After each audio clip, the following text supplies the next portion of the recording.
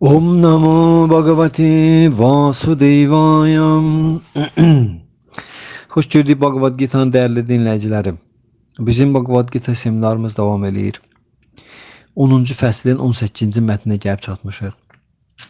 Fəslin adı mütləqin əzəmətidir. Mütləqin əzəməti və yaxud da ki Vibhuti Yoga. Mütləqin əzəməti deyəndə Vibhuti mütləq deməkdir. Nəhəng, böyük, dərk olunmaz. Mütləqin əzəməti deyəndə söhbət Allah ali şəxsin əzəmətindən gedir. Çünki mütləq həqiqət Allah ali şəxsdir. Və bunu Bhagavad Gita boyu Arjuna da dedi ki, Arjuna hazırki oxuduğumuz bu fəslin 12-ci, 13-cü mətnlərinə qədər Krishna danışır. Sonra Arjuna itiraf edir Krishna'nın dediklərinin hamısını və öz suallarını verir. Ona 12-ci, 13-cü mətndə Krishna nə deyir? Krishna, üzr istəyirəm, 12-ci, 13-cü mətndə Arjuna deyir ki, Arjuna deyir, Param Brahma, Param Dhama, Pavitram Paramam Bhavan, Purusham Shashvatam Divyam, Adi Devam, Acam Vibhum. Arjuna deyir, sən Allah ali şəxssən, sən son məskənsən, safsan, mütləq həqiqətsən. Əbədisən, transcendentalsan, əzəli şəxsiyyətsən, doğulmazsan, əzəmətlisən. Gördünüz, mütləq həqiqətsənsən. Ona görə burada mütləqin əzəməti deyəndə biz başa düşməliyik ki, kimdən söhbət gedir? Allah ali şəxsin əzəmətindən. Və onu da Krishna, Allah ali şəxs özü danışır. Görün nə dərəcədə möhtəşəm bir söhbətdir. Arjuna ilə Krishna arasında söhbət. İndi 18-ci mətndə deyir ki, Arjuna'nın sualları, neyinir? Xahişi və sualları. 16, 17, 18-də Arjuna öz xahişi və suallarını deyir Krishna'ya. Bunlar deyəndən sonra ki, Arjuna Krishna'nın Allah-u şəxs mütləq həqiqət olduğunu dərk elədi. Və 16-da deyir ki, öz ilahi qüdrətinlə sən bütün dünyalara nüfuz edirsən. Və mən xahiş edirəm ki, mənə bu barədə müfəssəl danış. Yəni sən Allah ali şəxs ola bütün dünyalara necə nüfuz edirsən, bütün bu mövcudiyyata, bütün zərriyə, atomun tərkibinə qədər, hər bir hüceyrəyə qədər necə sən nüfuz edirsən. Ey Krishna, ey ali mistik, necə eləyim ki, daim səni düşünüm, necə eləyim ki, daim səni dərk eləyim, müxtəlif formalarından hansı birində səni xatırlaya bilim, ey Allah ali şəxs.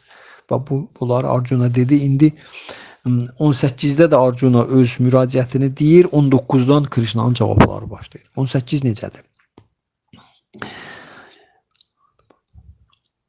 Vistarenat manoyogam, Vistarenat manayogam, Vibhutim cha janardana, Vibhutim cha janardana, Buhya kathaya triptirhi, Buhyaha kathaya triptirhi, Shrinvato nastime mritam, Shrinvato nastime mritam. Beytin Azərbaycan ilə tərcüməsi. Ey Canardana. Canardana Krishna'dır.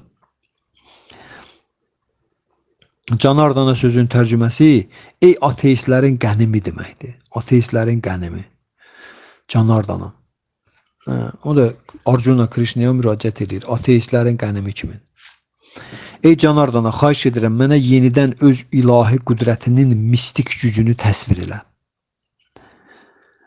Mən sənin barəndə dinləməkdən heç vaxt doymuram və sənin sözlərini dinlədikcə onların cövhərini dadmağa bir o qədər də arzulayıram.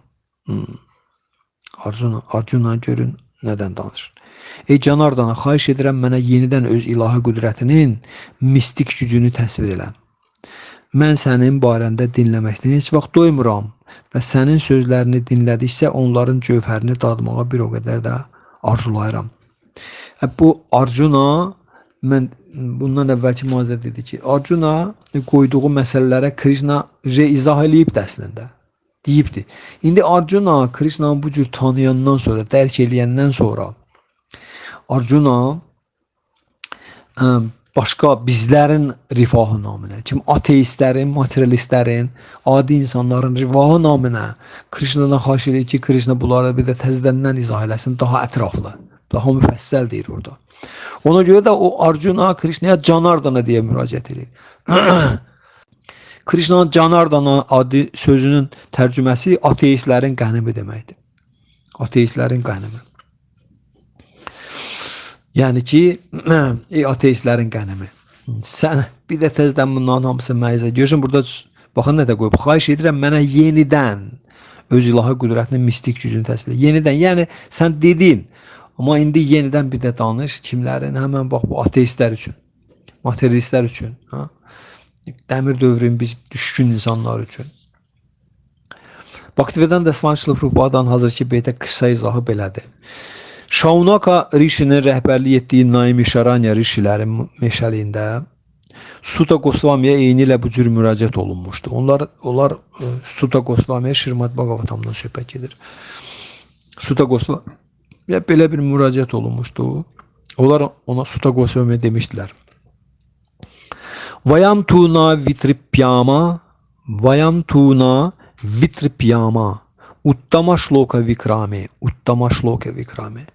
yach chirnivatam rasa gyanam svadu pade.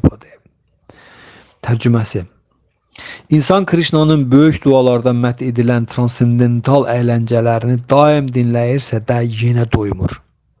Krishna ilə transendental münasibətlərdə olanlar daim Tanrının əyləncələri barədə dinləməkdən həzz alırlar. Şrimad Bhagavatam 1.1.19.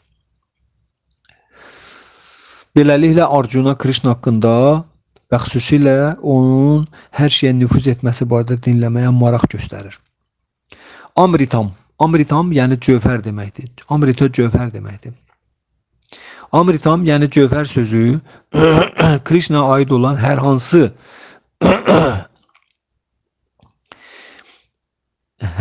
hekayətin yaxud mülahizənin cövhərə bənzədiyini bildirir. Krishna aid olan hər hansı hekayətin yaxud mülahizənin, söhbətin cövhərə bənzədiyini bildirir. Amrita sözü. Bu cövhəri təcrübədə dadmaq olar. Müasir hekayələrdə, povestlərdə, romanlarda təsvir edilən hadisələr Tanrının transendental əyləncələrindən onunla fərqlənir ki, insan bu dünyəvi hekayələri dinləməkdən təngə gəlir, tez yorulur. Bir dəfə eləyəndən sonra qoyur qırağa. Krishna barədə dinləməkdən isə heç vaxt yorulmur. Bu səbəbdən bütün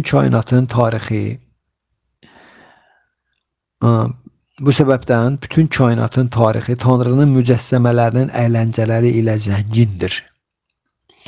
Məsələn, Puranalar ötən əsrlərin tarixidir. Orada Tanrının mücəssəmələrinin əyləncələrindən danışılır. Bu əsərlər dəfələrlə oxunsa da öz təravətini itirmir. Bu Bhaktivedanta Swami Prabhupadadan hazırki beytə verdiyi izah idi.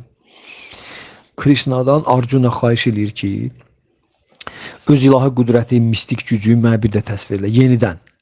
Yəni bu o deməkdir ki, Arjuna Krishna deyir ki, sən indiyə qədər demirsən, bunlardan danışdın. Yəni mən indi səndən yenə də istəyirəm onları təkrarlayasan və burada da deyir ki, 16-cı mətndə isə deyir ki,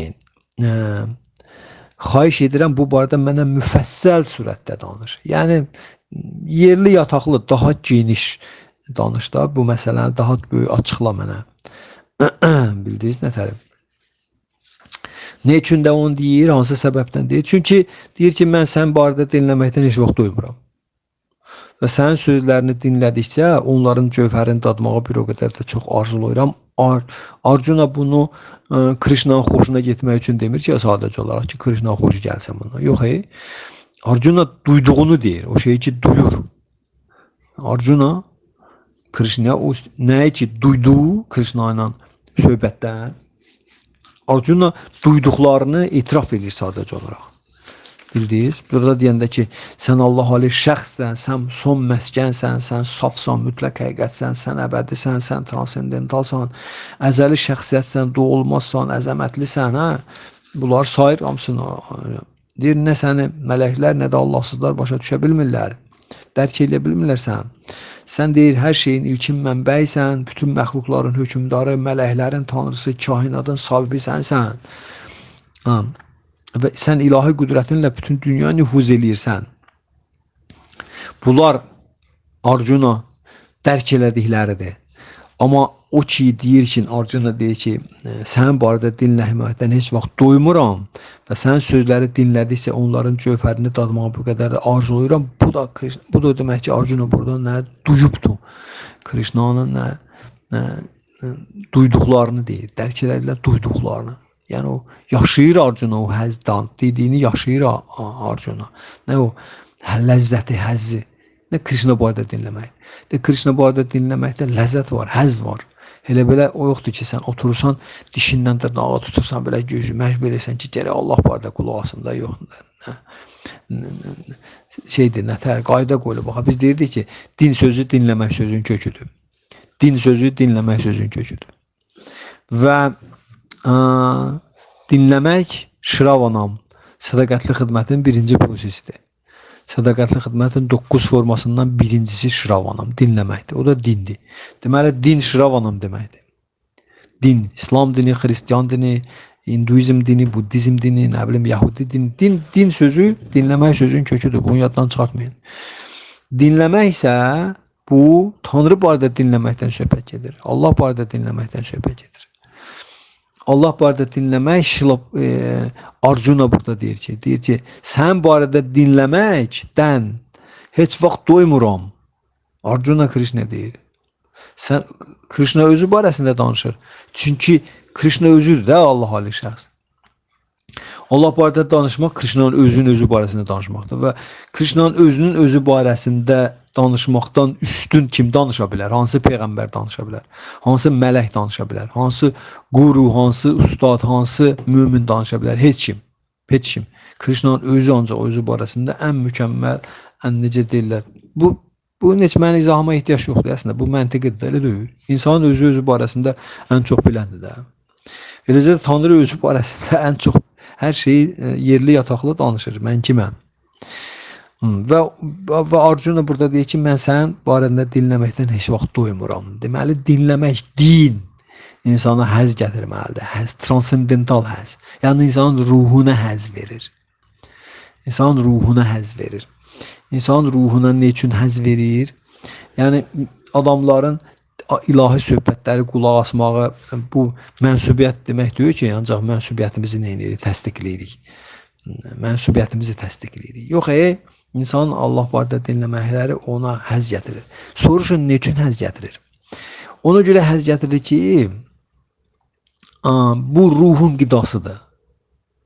Ruhun qidası nə deməkdir? Ruhun qidası deməkdir ki, ruh Tanrı barədə söhbətlərdən dirçəlir.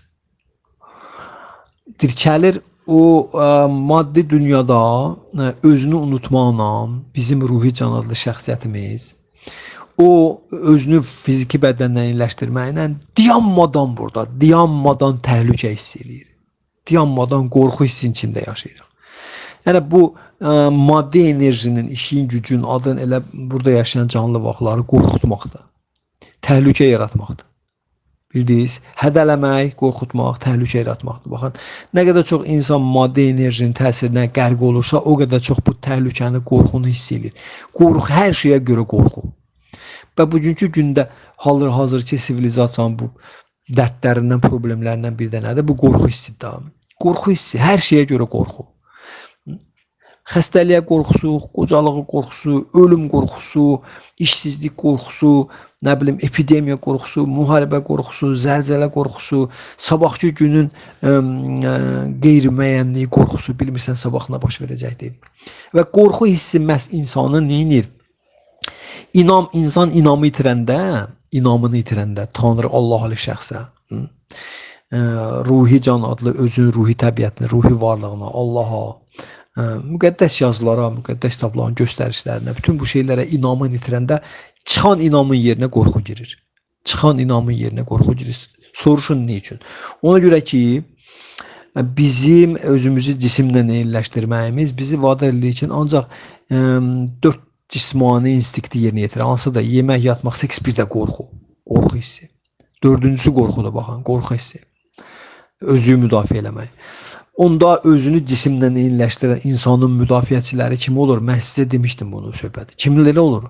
Onun məmnun olmayanda, ortalığa çıxan neqativ keyfiyyətləri. Acgözlük, paxıllıq, təkəbbür, lovğalıq, şəhvət, qəzəb, tamah və s. Bax bunlar hamısı olurlar onun can güdənləri. Can güdənləri olurlar. Onlar da insana can güdənlik eləyəndə onlar belə insandan özünü qidalanmaqlarını tələb eləyirlər. Bizi indi qidalandır ki, biz sənə can güdənlik elə. İstənilən bir yerin can güdənliyini qidalandırmır. Prezidentin can güdənləri var da, teleoxraniter deyirlər də. Onları bu saat gəlib söyləsən, görəsən ki, ən belə necə varlı karlı yaşayırlar. Şahın can güdənlərdə. Eləcə də bizim can güdənlərimiz bir dənə qidalanma tələb eləyəndə qorxu hissi yaşayırıq. Bax, qorxudan onlardılar.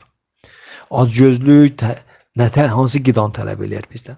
Məni qidalandır. Təkəbbür, lovğalıq, məni qidalandır deyirlər. Sonra paxıllıq, bizi qidalandır. Bunları qidalandırmasına onlar can güdənlik eləməyəcəklər. Bu qorxu hissi də buradan gəlir, başa düşdünüz? Qorxu hissi. Daim qorxu hissində yaşamaq insanı bezdirir, qorxu ilə qorxu. Və o həmişə özünə nə axtarır? Müdafiəçi axtarır, himayədar axtarır, havadar axtarır, başa düşdünüz? Bizim ruhi can adlı şəxsiyyətimiz burada daim özünə himayədar, havadar, müdafiəçi, qayğıkeş axtarır. Və Krishna haqqında təsvir eləyəndə, Allah haqqında söhbət eləyəndə, bu tamamilə əvvəldən axıra qədər biz həmən o himayədarı, həmən o havadarı hiss eləyir. Ruhi can nə üçün həzz alır? Arjuna burada deyir ki, sən barədə dinləməkdən heç vaxt doymuram və sənin sözlərini dinlədikcə onların cövhərini dadmağa bir o qədər də arzuluyuram. Niçin biz insanlar Tanrı barədə söhbətlərdən həzz alırlar? Hər şey yadından çıxır, oturursan, qulaq asmaq istəyirsən və mən görmüşəm elə insanlar ki, gözümün qabağında əzab istiraplardan gəlmişsən. Krishna barəsində qulaq asdıqca o gözündən yaş gələ-gələ gülübdür, uğunub gedir, gülür və gözündən də yaş gəlir. Mən belə insan görmüşəm. Ona Krishna'dan danışdıqca o gözündən yaş axa-axa, yəni ağlamağı ilə gülməyi ikisi bir yerdə təzahür edirdi. Siz nə üçün ağlamaqla gülmək bir yerdə gəlir? O gülür sevincindən havadarın tapdı. Ağlayır da çəkdiyi istiraplardan, bildiyiniz köməksizliyindən indiyə qədər ağlayır, başa düşdünüz? İkisi bir yerdə təzahür edir. Mən görmüşəm belə insan, gözümlə, qabağımda. Ona görə də Tanrı haqqında dinləmək bu sadəcə olaraq hər hansı bir dənə ayin deyil. Bildiniz, Allah haqqında söhbətlərə qulaq asmaq. Bu bir ayin deyil, hansısa bir ritual deyil də, yəni bir həyata keçirik. Borc kimi verdik, hə, biz müsəlmanıq, gərək oturaq bunu eləyək. Ya biz xristiyanıq, ya biz hindu. Yox, bu insana həzz gətirir, həzz. Tanrı haqqında dinləmək. Mən də izah elədim, bu nə üçün həzz gətirir? Bu həzzin təbiəti necə olur? Nə üçün insana həzz verir bu? Nə üçün Arjuna deyir ki, mən doymuram? Və burada Şrila Prabhupada Şrimad Bhagavatamın 1-ci nəğməsindən də sitat gətirir ki, deyir ki, insan Krishnanın böyük dualarda mədh edilən transendental əyləncələrini daim dinləyirsə, yenə də doymur. Doymur nə deməkdir? Bizim ruhi can adlı təbiətimiz də transendental təbiətlidir. Krishna transendentaldır. Yəni bu ölçü vahidlərin heç biri nə ruha aiddir, nə də Krishna. Ölçü vahidi var, bizim öyrəndiyimiz. Zaman ölçü vahidi, yer ölçü vahidi, nə bilim, məsafə ölçü vahidi, və s. Bütün bu ölçü vahidlərin heç biri ruhun və Tanrıya şamil oluna bilməz. Orada sonsuzluqdur. Orada sonsuzluqdur, bildiniz nətər. Və biz o sonsuz olandan bilavasitə əlaqədəyik. Ruh Krishna'nın ayrılmaz hissəcidir. Yəni bu bununla daim əlaqədədir. Krishna'nın da sonu var bəyəm. Krishna sonsuz bir varlıqdır. Allahın sonu var, yoxdur. Hər bir şeydə sonsuzdur. Və bu onun barədə dinlədikcə doymamağın səbəbi budur. Doymamaq o deməkdir ki, bu həzz belə xarakterlidir ki, bu həzz transendental həzzin dünyəvi həzdən fərqi ondadır ki, transendental həzz daim artandır. Artan. Onu daim artan olmağı bu doymamaq o deməkdir ki, çünki bu daim artandır axı. Daim artır və yenilənir. Artan və yenilənəndir. Daim artan və yenilənəndir. Bu Krishna'nın rəngarəng təbiətidir. Daim artan və yenilənən. Buna görə də bizim Krishna haqqında söhbətlərə qulaq asmağımız insanın cismani tələbat və ehtiyaclarını tədricən başlayacaq minimuma endirməyə. Tədricən minimuma endirməyə. Yəni insanı asıllıqlardan, iradəsizliklərdən azad eləyir. Tanrı haqqında söhbətlər. Tanrı haqqında söhbət insanın qəlbini bütün bu dırnaq arası nələrdən, can güdənlərdən təmizləyir. Çünki o can güdənlər Tanrının illüzor enerjisinin xidmətçiləridirlər və Tanrının illüzor enerjisi Krishnanın nökəridir. Biz o görəndə ki, biz Krishna görəndə Paramatma Allah halı şəxs qəlbimizdədir. O görəndə ki, biz Tanrı barədə söhbətlərə geniş yer veririk, vaxt ayırırıq, maraqla eləyirik. Arjuna kimi görsən, Arjuna deyir ki, Krishna, mən doymuram sən özündən danışanda. Elə yenə qulaq asmaq istəyirəm, danış. Bunu müşahidə eləmək mənim üçün şeydir. Mən həyatımda bunu müşahidə eləmişəm həmişə. Kimlərlə danışırsansa o elə qulaq olur, vəssalam, yenə danış. Doymaq bilmir. Adam olub ki, gecə saat 12-yə 1-ə qədər söhbət eləmişəm. Özüm sonra məsələni qaldırmışam ki, aralanaq, sən get evə, sonra yenə gələrsən. Yoxsa getmirdi, oturmuşdu qabağımda. Çox belə samballı bir şəxsiyyət idi. Yəni ona görə də bu barədə söhbətləri qulaq asmaq bizim qəlbimizdən Tanrı görəndə ki, biz ona bu qədər vaxt ayırırıq, bu qədər ona maraq ayırırıq, enerji ayırırıq və oturub qulaq asırıq. Onda bu Krishna içəridəki Krishna deyir ki, bu məni dərk eləməyə həvəs göstərir.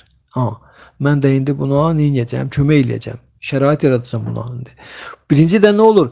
Krishna əmr verir illüzor enerjinin xidmətçilərinə ki, çıxın buradan, vəssalam, sizə yeri yoxdur daha. Çünki bu öz havadarını indi mən tapıb. İndiyə qədər öz havadarını özü-özünə idi, nə idi? Allah idi. Deyir ki, elə mən Allah mənim özüməm. Bu da belə olmadığına görə illüzor enerji buna özünün xidmətçilərini göndərir ki, gedin ona xidmət eləndi. O özünü Allah elan eləyibdir.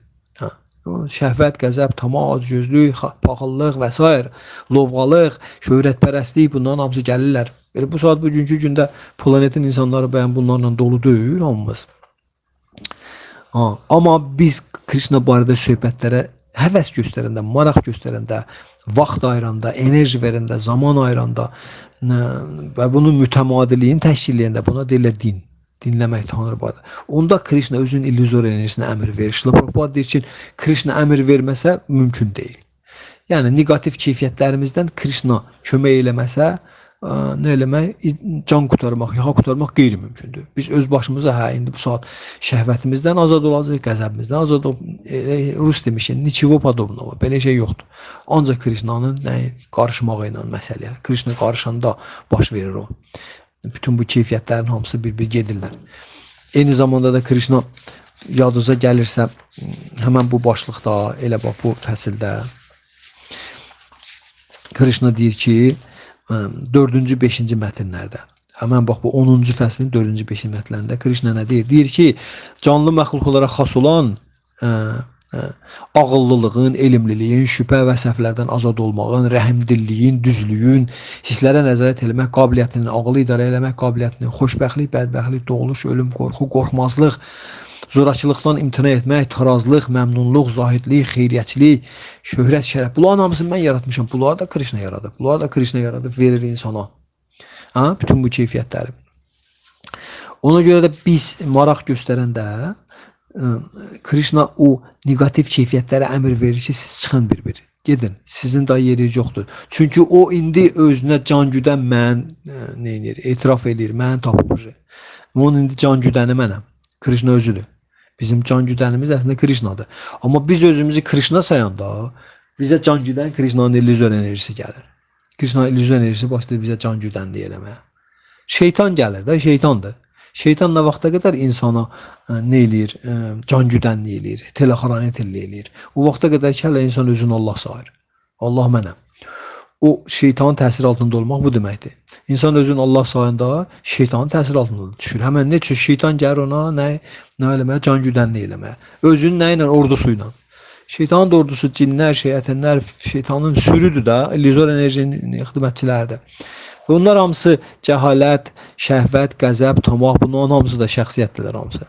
Bunların hamısı konkret canlı varlıqlardır, bildiyin nədir? Və onlar gəlirlər, dolurlar insanın içinə, başlayırlar onun ruhi canın ətrafında hukku demeri yallısı getməyə. Ki, yəni, biz sən gəlmişiksə can güdənlik eləməyə. Bildiyin nətər? Budur şeytana nə olan, nökər olan. Və bunun yaxa qurtarmağın yolu Tanrı barədə söhbətləri dinləməkdir. Allah barədə söhbətləri dinləmək, Allahın barəsində söhbətləri dinləmək, Allahın fədaləri barəsində Allah barəsində söhbətləri dinləməyə bərabərdir. Allahın mömin şəxsiyyətləri yoxdur, imamlardır, peyğəmbərlərdir, müqəddəs şəxsiyyətlər də. Onların barəsində söhbəti dinləmək də Allah barəsində söhbəti dinləmək kateqoriyasına gedir. Eyni şeydir. Çünki Allah deyəndə tək onun özü nəzərdə tutulmur ki, bütün onun ətrafı, fədailəri, onun həmrahları, pak fədailəri, ona aid olan məsələlərin hamısı, Krishnanın nazil olduğu yer planetin üstündə Vrindavan barədə söhbətləri dinləmək, özü də Krishna barədə söhbətləri dinləməkdir. Bütün hər bir şey, yəni Krishna ilə bu və ya digər. Amma Şrila Prabhupada özünün 17-ci fəslə izahında deyir ki, Krishna'nı sevməyən adi adam onu düşünə bilməz. Buna görə də o materialistcəsinə düşünür. Arjuna bu dünyadakı materialistlərin düşüncə tərzini nəzərə alaraq deyir ki, keshu çabhaveşu. Yəni bhava fiziki şeylər deməkdir. Deyir, materialistlər Krishna'nı ruhi səviyyədə dərk edə bilmədiklərinə görə onlara fiziki şeylər barədə düşünməyə, Krishna'nın fiziki şeylərdə təzahür etdiyini görməyə imkan verilir. Bildiniz mi? Bu şeylər var ki, amma Allah hali şəxs başqadır da. Bu insanlar görürsüz Allahın fiziki təbiətini analiz eləməklə məşğuldurlar. İstənilən halda meyl göstərir. Ateist materialist nə öyrənir? Atomun tərkibini, enerjiləri öyrənirlər. Enerji kimdir? Krishna'dır. Enerji Krishna. Enerji sözü kimdir? Krishna'dır. Allahın nurudur da. Buna materialist elm ona adın enerji qoyubdur. Amma bu Allahın Krishna'nın nurundan başqa bir şey deyil. Sadəcə olaraq o deyir, materialistlər Krishna'nın ruhi səviyyədə dərk edə bilmədiklərinə görə gedirlər onunla məşğul olurlar. Amma Arjuna burada dediysə, Krishna'nın şəxsiyyətidir. Krishna'nın şəxsiyyəti barədə söhbətləri dinləmək bu ruhi dərk eləmə qabiliyyətidir. Ruhi dərk eləmə qabiliyyətidir. Ona görə də biz özümüz fikir verə bilərik ki, dünyəvi şeylər hamısı bir müddətdən özünü solurlar. Dünyəvi hekayələr, povestlər, romanları insan bir dəfə oxuyandan sonra deyir ki, nədə bunu oxumuşam? Vəssalam, oxudum, bildim. Bildim ki, burada söhbət nə gedir. İstənilən dünyəvi əsəri insan bir dəfə oxuyur. İkinci dəfə oxumağa insanda həvəs olmur. Çox nadir insanlar var ki, onlar bir kitabı iki dəfə oxumağa özlərində həvəs tapırlar. Bir dəfə oxuyur, vəssalam, başa düşdük, hə, burada nədir? Orada ağlını sadəcə olaraq məlumatlar doldurmaqla qidalandırır. Ağıl, əgər ağılda ruhi dad yoxdursa, ağılda dad yoxdursa, ağıl dad tuta bilmirsə, özündən yuxarıdan gələn məlumatlardan. Ağıl meyillidir məlumatlarla doldurmağa özünü, məlumat anbarına çevrilməyə. Ona görə də məlumat anbarına çevrilməkdə ağıl müəyyən bir məmnunluq tapır. İnsanlar var, biliklə kompüter kimi ağlını doldurur. Alimlərin beyni nədir? Məlumat anbarıdır da. Mövcud olan analizindən doğan məlumat anbarı ağıl. Ağıl çevrilir olur məlumat anbarı. Və o bundan özünə toxtaqlıq verir. Amma burada həz yoxdur. Ona görə də dünyəvi şeyləri insanlar bir dəfə oxuyur, sonra yorulur. Qoyur qırağa gəlir. Amma Krishna Allah barədə söhbətləri dinləyəndə insan nəinki yorulmur. Onun adamın marağı, həvəsi, ləzzəti arta-arta gedir. Arta-arta gedir. Əksinə dayananda insan məyus olur ki, bu söhbət dayananda məyus olursan ki, niyə dayandı bu? İndi bir fikirləşir ki, indi bir də təzədən gəlib düşəcək ağlının əlinə. Ağlının o gidici argumentlərin əlinə düşəcəkdir yenə də təzədən. Ona görə də deyilir ki, daimi Krishna'nı düşünmək. Ona görə Arjuna sual verir ki, nətər eləyim mən səni daim düşünüm? Krishna, ey mistik, ali mistik. Necə eləyim ki, səni daim düşünür? Çünki bunun daimiliyin təmin eləməyəndə də həmən dəqiqə Krishna'nın illüzor enerjisi gəlir ora, həmən dəqiqə. Krishna'nın illüzor enerjisi gələndə nə edir? Biz dedik, qorxu hissi gətirir özü ilə. Qorxu. Çünki biz axı özümüzü Allah'a elan edirik, başa düşdük. Allah elan edir. Biz də Allah deyilik axı. İllüzor enerjinin ona görə təbiətində belə bir şey var ki, yaxşı, gəl görüm hələ, Allahlıq elə görüm. Hı? Bildiyiniz nətər? Ona görə də insan elədiyinin insanın gördüyü murdar işi diyavol ondan 1000 dəfə artıq murdar həyata keçirilir. İnsan bir murdar iş görəndə diyavol deyilən var, iblis çıxır onun qabağına. Onun elədiyindən də 10 qat onu murdar eləyir. Deyir Allah deyir ki, hətta murdar iş görməklərdə belə mən səndən üstünəm. Sən məni keçə bilməzsən. Bu diyavol, iblisin işi budur, bildiniz nədir? O da Şirmad Bhagavatamın 4-cü nəməsində Şrila Prabhupada deyir ki, diyavol rolunu oynayan Həzrət Şivadır. Həzrət Şiva kimdir? Krishna'nın gun avataralarından biridir. Allahdır da, Allah da istənilən halda bildiyiniz nədir? Diyavol rolunu oynayan. Yəni insana nə göstərir? Deyirsən mundar işlərlə məşğulsansa, diyavolun diyavolluğu bundadır da, iblisin. Deyir ki, sən mundar işlər görsənsə, mundar işlər görməklərdə belə sən məni üstələyə bilməzsən. Onda da mən səndən indi güclü bir dənə mundar iş göstərəcəm. Buna diyavol bu şeydə insanlara təcrübə gətirirlər. Ona görə də gəlir, başlayır insana deyir, yaxşı, gəl görək, Allahlıq eləmək istəyirsən. Bildiniz? Buna görə də biz qorxu hissi ilə doluruq ağzımıza qədər. Ancaq Tanrı barədə söhbətləri dinləyəndə insan qorxu hissindən azad olur. Özün havadarını hiss edir. Və bu həzz verir, ruhi canın qidasıdır bu. Ruh dirçəlir, oyanır. Özün havadarını hiss edir. Özün himəyadarını hiss edir. Özünün xeyir duaçısını hiss edir. Özün həqiqi, real, sözün əsl mənasında dostun kim olduğunu hiss edir. Bizim ruhi can adlı şəxsiyyətimiz hiss edir bunları və o oyanır. Bu qidadan oyananda onun oyanmağı bizim cismimizə aid olan məsələlərin hamısını itələyir arxa plana. Ona görə insanın yemək, yatmaq da yadından çıxır. Allah haqqında dualar eləyənlər, Allah haqqında söhbətlərə qulaq asanların yemək, yatmaq da yadından çıxır.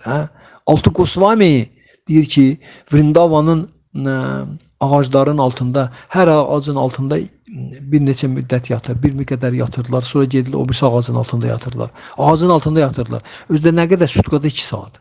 Sonra durdular, başladılar dayanmadan Krishna haqqında söhbətlər eləməyə və yazmağa, kitablar yazmağa. Altı Gosvami. Yatmaq, yemək, seks. Allah haqqında söhbət eləyənlərin, söhbətə qulaq asanların nəyindən yavaş-yavaş çıxır, rasyonundan çıxır, azala-azala gedir, bildiniz nətər? Neçün? Çünki onun ruhu dirçəlişi bu deməkdir. Ruhun dirçəlişi bu deməkdir. Ruha bundan heç biri lazım deyil axı. Ruha nə yemək lazımdır, nə yatmaq, nə də seks, nə də onun qorxu hissi yoxdur. Azaddır o qorxu hissindən. Ona görə də Tanrıya sədaqətli xidmətlə məşğul olmaq Şravanam. O müqəddəs adlarını tərənnüm edib qulaq asmaqdır. Şravanam. Onda deyir insanı, Bhagavad Gita'da Krishna deyir ki, mən sədaqətli xidmətlə məşğul olan insanın birinci tərk edən qorxu hissi olur. Qorxu hissi onu birinci tərk edir. Kim ki mənə sədaqətli xidmətlə məşğuldur və bu fakt. Bugünkü gündə kim Krishna sədaqətli xidmət yoluna duracaq, o həmən dəqiqə hiss edəcək ki, necə bütün qorxular onun canını 100% olmasa 99% tərk edibdir. Ona görə də Krishna barəsində dinləməklə dünyəvi şeyləri oxuyub dinləməyin arasında yerlə göy qədər fərq var. Və bugünkü gündə də deyilir ki, insanlar materialist düşüncəli insanlar, materialist təbiətli insanlar özlərindən şey yaradıblar, özlərindən tarix yaradıblar. Dünyəvi özlərinin Allahlıq iddiası ilə həyata keçirdiyi bütün fəaliyyətlərin hamısını tarixləşdirib, tarix yazıblar, qoyublar ortalığa, tarix elmi kimi öyrənirlər. Yəni özlərinin Allahlıq iddiası ilə həyata keçirdiyi bütün fəaliyyətlərin hamısını qələmə alıb adını tarix qoyublar ortalığa. Böyük-böyük, nə bilim, istilaçılar, böyük-böyük agressorlar, böyük-böyük müharibələr və s. Bunların hamısı ərazi iddiaları filan. Bunların hamısını tarixləşdirib qoyublar qabaqlarına, gecə gündüz tarix ataldığını öyrənir. Amma burada Şrila Prabhupada deyir ki, insan Krishna barədə deyir ki, Krishna barədə dinləmək gövhərdir, nektardır. Bu cövhəri təcrübədə dadmaq olar. Müasir hekayələr, povestlərdə, romanlarda, tarixlərdə təsvir edilən hadisələr Tanrının transendental əyləncələrində onunla fərqlənirlər ki, insan bu dünyəvi hekayələri dinləməkdən təngə gəlir, yorulur. Krishna barədə dinləməkdən heç vaxt yorulmur. Bu səbəbdən bütün kainatın tarixi Tanrının mücəssəmələrinin əyləncələri zəngindir. Və bu Puranaları məsəl çəkir. Deyir ki, o tarix real tarixdir ki, orada Krishna Allah Ali şəxsin nədir barəsində, onun bu kainatda həyata keçirdiyi əyləncələr barəsində yazılıbdır. Tarix, real tarix bu tarixdir. Bax, budur real tarix. Ona görə də bu tarixi Puranalarda 18 Purana var, 666. Satvichni Puranalar var, Tamastishni, bir də Rajastishni. Yəni Vishnu Purana var, Satvichni Puranalardır. Brahma Puranalar var, Rajastishnidir. Bir də Tamasa Puranalar, o da Həzrət Şivanın əhvalatlar. Bunlar istənilən halda üçü də Tanrının qun avatarlardır. Yəni Tanrı haqqındadır, istənilən haqqında. Və bu Puranaları dinləmək insanın həyatını zənginləşdirir. Nə ilə? Cövhəri dadmaqla, ruhi dadla, ruhi dəyərlərlə, mənəvi dəyərlərlə zənginləşir insan. Ona görə də gecə-gündüz insan Allah haqqında söhbətlərə qulaq asmalıdır əslində. Ona görə o Çetən Çanda Şəran Prabhu demişkən, Məhəmməd bəy Sallallahu Allah deyir ki, get öz davamçıları və denə ki, gündə 50 dəfə mənə ibadət eləsinlər, namaz qılsınlar. 50 dəfə. Yəni gecə-gündüz mənə ibadət eləyin. Ora elə bir yerdir ki, siz elə bir yerdə mövcudsuz ki, orada gecə-gündüz gərək məni düşünəsiniz. Onu düşünmək üçün də gərək onu dua eləyəsən də. Bugünkü gün içində biz nə dedik? Harer nama, eva kevalam. Kalavon nastiva qatirenata. Tanrı müqəddəs adlarını tərənnüm eləməkdən başqa həm yol yoxdur, həm də ən asal yoldur, ən asanıdır. Heç bir tələb, heç bir şərt yoxdur. Heç bir tələb, heç bir şərt yoxdur. Kimsən, hardasan, nəçisən, oğrusan, fırıldaqçısan, qumarbazsan, nə bilim, nəsən, yaramazsan, nəsən, nə olursan ol. Hansı mənsubiyyətdənsən, müsəlmansan, xristiyansan, buddistsən, ateistsən, kimsən dəxli yoxdur. Sadəcə olaraq təkrar elə. Hare Krishna, Krishna Krishna, Hare Hare. Hare Rama, Ram Rama, Hare Hare. Vəssalam. Sənin həyatın addım bu addım kamilləşə gedəcəkdir və bu fakt. Mən burada dayanıram, hamınıza diqqətinizə görə öz minnətdar olma bildirirəm. Kimisə sual varsa izah edərik. Bundan sonra 19-cu mətndən mən Arjuna'nın sualları xatırladacağım yenə də və ondan sonra Krishna başlayacaq Arjuna'ya möhtəşəm cavablarını. Möhtəşəm cavablarını və da axıra qədər, bu fəslin axırına qədər gələnlərin hamısı Krishna'nın Arjuna'nın sualına cavablardır. Və biz o cavabların xarakterindən başa düşəcəyik ki, Krishna Arjuna'nın suallarına niyə məhz bu cür cavab verir və nə demək istəyir. Belə. Çox sağ olun, diqqətinizə görə minnətdaram hamıya. Hare Krishna.